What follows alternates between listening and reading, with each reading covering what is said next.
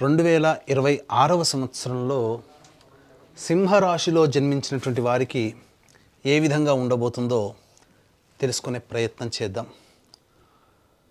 జనవరి నుంచి డిసెంబర్ వరకు ఈ సింహరాశిలో జన్మించినటువంటి వారికి మిగతా గ్రహాల యొక్క ప్రభావం ఎలా ఉంటుంది అనేది సంపూర్ణంగా చూసుకుందాం. ముఖ్యంగా గమనించినట్లయితే ఈ సింహరాశిలో జన్మించినటువంటి వారికి సాధారణంగా తెలిసేదే అష్టమ శని ప్రభావం. దీని ప్రభావం వలన కొంత ఇబ్బందులు పడక తప్పదు. కానీ కాచుకొని కాపాడగలిగే గురుగ్రహం యొక్క అనుగ్రహం ఈ సింహరాశి వారికి బాగుంది. తత్ఫలితము చేత ఎన్ని సమస్యలు వచ్చినప్పటికీ ఆ గురువు అంటే దైవమే, దైవానుగ్రహం వల్ల ఈ సింహరాశి వారు చాలా సమస్యల నుంచి బయటపడతారు. మరి విద్యార్థులకు ఎలా ఉంటుందండి? ఉద్యోగం ఎలా ఉంటుంది? మార్పులు ఏమైనా చేసుకోవచ్చా? వ్యాపారం ఎలా ఉంటుంది? దాంపత్యం, వివాహం, ఇలా అన్ని రకాలుగా ఎలా ఉండబోతుందనే విషయాన్ని ఒక్కొక్కటిగా మనం తెలుసుకునే ప్రయత్నం చేద్దాం. ముఖ్యంగా ఈ యొక్క సింహరాశిలో ప్రధానంగా జన్మించినటువంటి వారికి గురువు లాభస్థాన స్థితి ఉండడం ఇది చాలా యోగదాయకంగా చెప్పవచ్చు.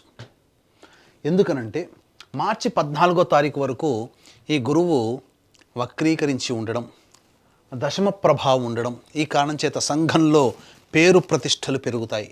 మీ మాటకి విలువ పెరుగుతుంది. పేరు ప్రతిష్టలు కలిగిన వ్యక్తులు మీకు పరిచయం అవుతారు. అన్ని విధాలుగా ఉన్నతమైనటువంటి స్థానానికి చేరుకుంటారు.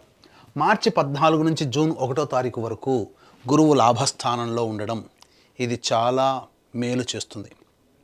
జూన్ 1 నుంచి అక్టోబర్ వరకు కూడా ఈ గురువు 12వ స్థానంలో వ్యయస్థానంలో స్థితి పొందినటువంటి కారణం చేత ప్రధానంగా సద్వ్యయమే అవుతుంది. దైవ దర్శనం కలుగుతుంది. దైవ కార్యక్రమాలు పాల్గొంటారు. సేవా కార్యక్రమాలకి ధనం వెచ్చిస్తారు. అంటే ఇంచుమించు ఈ సంవత్సరం అంతా కూడా ఈ సింహరాశి వారికి గురువు సదా తోడై ఉంటున్నాడు. ఆఖరి 2 నెలలు నేను గొప్ప అనే స్థాయికి వెళ్లకుండా ఉండి అందరితో పాటే నేను అనే తత్వాన్ని గనక చేసుకున్నట్లయితే తప్పకుండా ఈ సింహరాశి వారు ఈ సంవత్సరం 2026 సంవత్సరం అన్ని రంగాలలో విజయాన్ని పొందుతారని చెప్పవచ్చు.